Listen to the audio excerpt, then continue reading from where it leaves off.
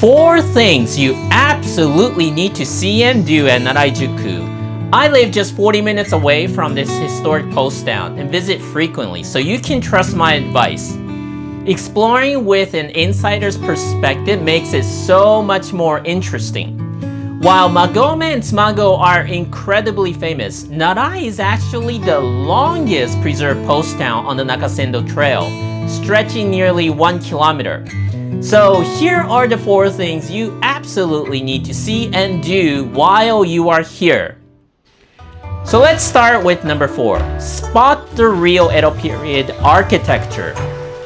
When people visit Narai, they're looking for that classic ancient samurai era vibe. By the way, I made a deep dive video on the complete history of Nakasendo during the Edo period, so check that out afterward. The link is in the description and pinned comment below. When you walk down the street, you feel like you're stepping back in time. However, the buildings from the later Meiji and Showa eras are actually mixed in. So, here is the insider secret to spotting the authentic ones from the Edo period. Look at the height of the building. True Edo buildings are much lower. As Japan modernized in the late 1800s and the 1900s, the buildings got noticeably taller. Seek out the lower roofs for the truly ancient vibe. Okay, here's another Edo period signature design, Dashi Bari Zukuri, where the second floor overhangs the street. They built them this way for 3 good reasons. 1, it maximizes the second floor space without blocking the narrow street. It also keeps heavy winter snow from piling up in front of the doors. And it acted like an umbrella, keeping the travelers dry. Also, try to spot the overhangs called sarugashira. These are wooden blocks holding down the roof beams, and they are a surefire sign of a real Edo structure.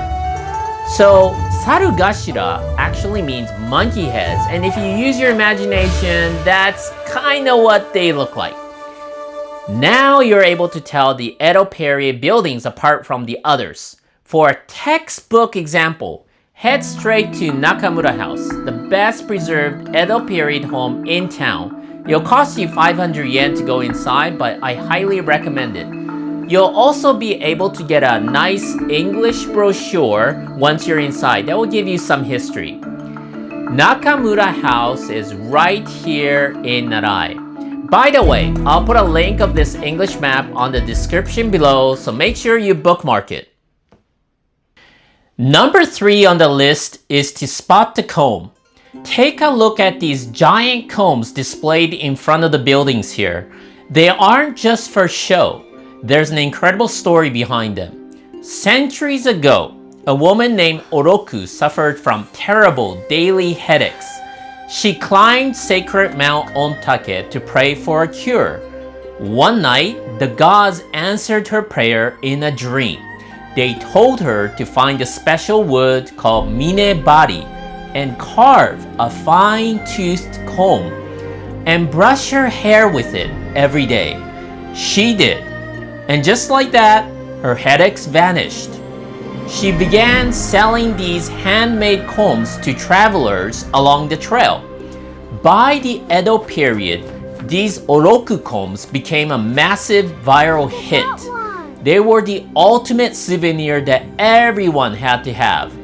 Today, these authentic combs are luxury items, often costing over $100. They are still handcrafted by master artisans. These combs are actually part of a much larger tradition here called Kiso Shiki or Kiso Lacquerware. This valley is famous for high quality wood like Japanese cypress, which is then finished with a stunning coating called urushi. Urushi comes from the sap of a specific tree.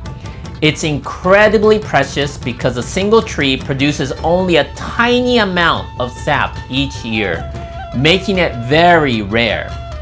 When this sap is applied to fine wood, it becomes glossy and nearly indestructible. If you are looking for a souvenir, do exactly what the travelers did in Edo period. Pick up a piece of Kiso lacquerware. It could be a beautiful bowl or a traditional bento box or even set of chopsticks. Personally, I went with the chopsticks. Number 2 is to discover the shrines and temples. There's so much history hidden here in Narai-juku. I want to share 3 spiritual spots.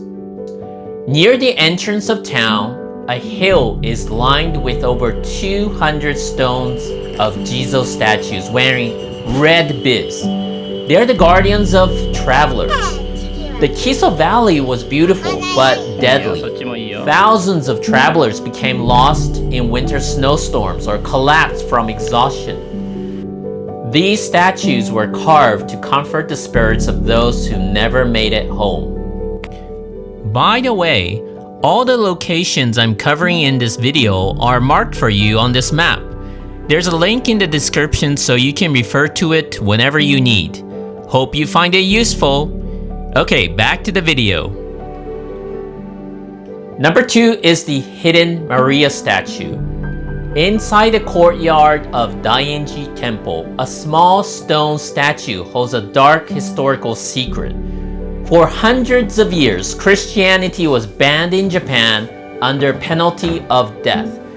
To survive, believers disguised this as a traditional Jizo statue dedicated to child rearing. Eventually discovered by the shogun's authorities, the statue's head, knees, and the child it held were destroyed.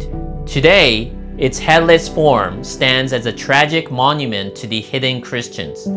But if you look closely at its chest, the faint image of a carved cross still remains. Shizume Jinja. At the edge of town stands this quiet shrine.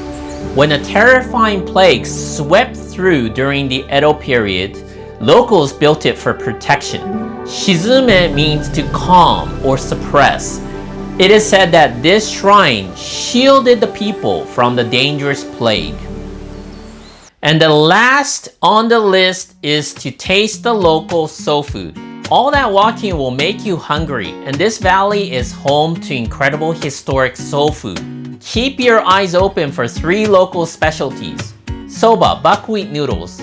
This mountainous region is the true birthplace of soba.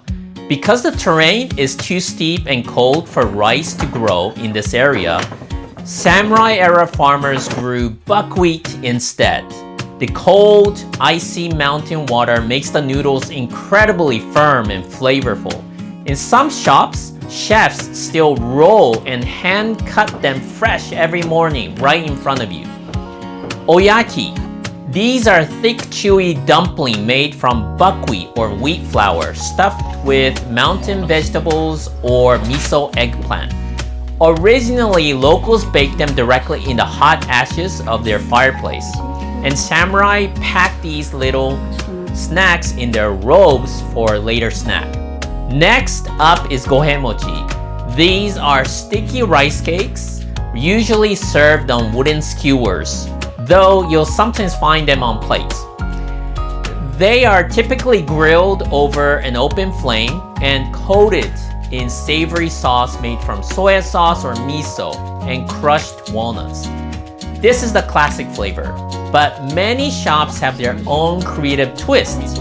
Some offer savory toppings like black sesame seeds, while others use wild sesame to add this nutty depth to the flavor. Back in the Edo period, white rice was a luxury. It was so precious that eating it was a huge treat.